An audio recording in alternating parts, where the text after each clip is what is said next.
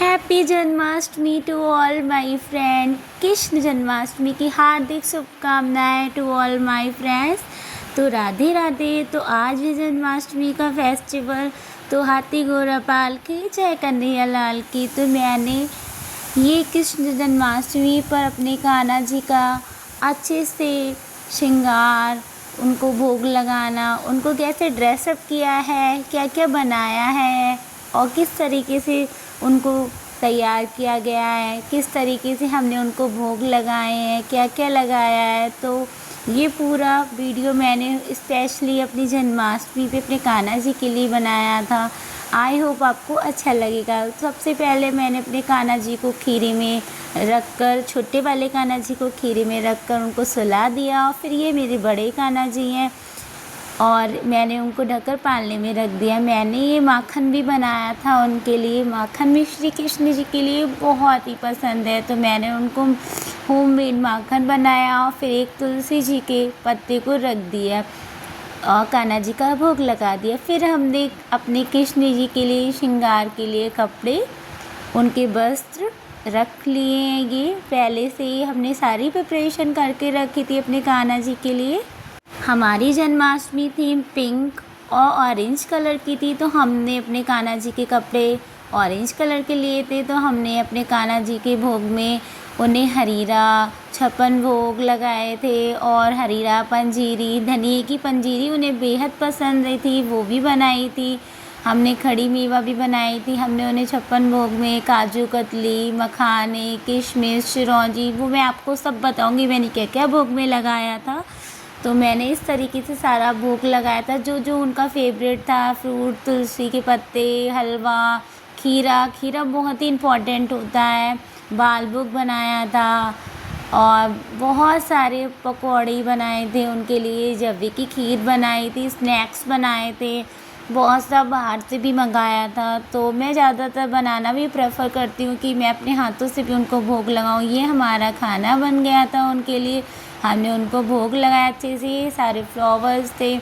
मैं वैसे उन कान्हा जी के कपड़े और हमेशा बाहर से लेके आती हूँ, बट इस बार मैं जा नहीं पाई, तो मैंने अपने लोकल मार्केट से ही उनके लिए क्लॉथ लिए थे। तुम आप कैसे सेलिब्रेट करते हो मुझे कमेंट में बताना। तो मैंने कुछ इस तरीके से उनकी डेकोरेशन की थी कान्हा जी की। हमने फ्लावर थीम और ये लाइटों से उनको डेकोरेट किया था कृष्ण जी को। और माखन के पास मैंने कृष्ण जी के लिए एक रोज़ भी रखा था। और कृष्ण जन्माष्टमी का जन्म, जो कृष्ण जी का जन्म हुआ था और उन्हें उनका जन्म मथुरा में हुआ था, वहाँ से उन्हें नंद जी ले आए थे अपने गोकुल में। और कृष्ण जी को तब से हम जन्माष्टमी मनाते हैं। तो कृष्ण जी के जन्मोत्सव पर ही जन्माष्टमी बोला जाता है। तो और हम मोरपंख जो होते हैं वो कृष्ण जी को बहुत प्रिय होते हैं, तो मैंने वो भी थीम में यूज़ किए थे। मैंने उनको मोरपंख भी अर्पण किया था। और हमने उस दिन उनके लिए माखन जो था वो मैंने होममेड बनाया था। और पंजीरी भी धनिए की स्पेशली ज़रूर बनाई जाती है, पंचामृत बनाया जाता है।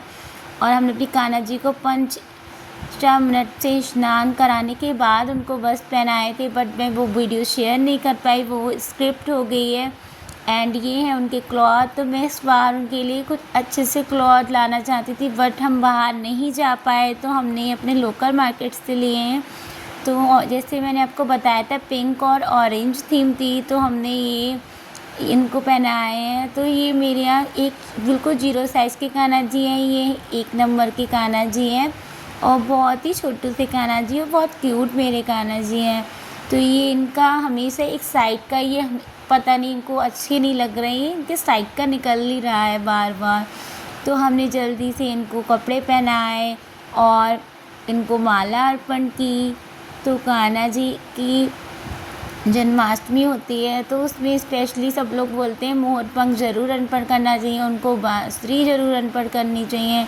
तो मैंने उनको अच्छे से ड्रेसअप किया और फिर उनका जो ड्रेस था वो शायद मे बी उनके फिट नहीं था। अब न्यू कपड़े इनके जिसने लाए थे वो उनको उनका साइज़ सही से नहीं पता था, तो उन्होंने ऐसा ही ला दिया। देखिए मेरे कान्हा जी इसमें भी बहुत प्रिटी लग रहे हैं, कितने प्यारे प्यारे लड्डू गोपाल जी हैं मेरे और क्यूट से भी हैं।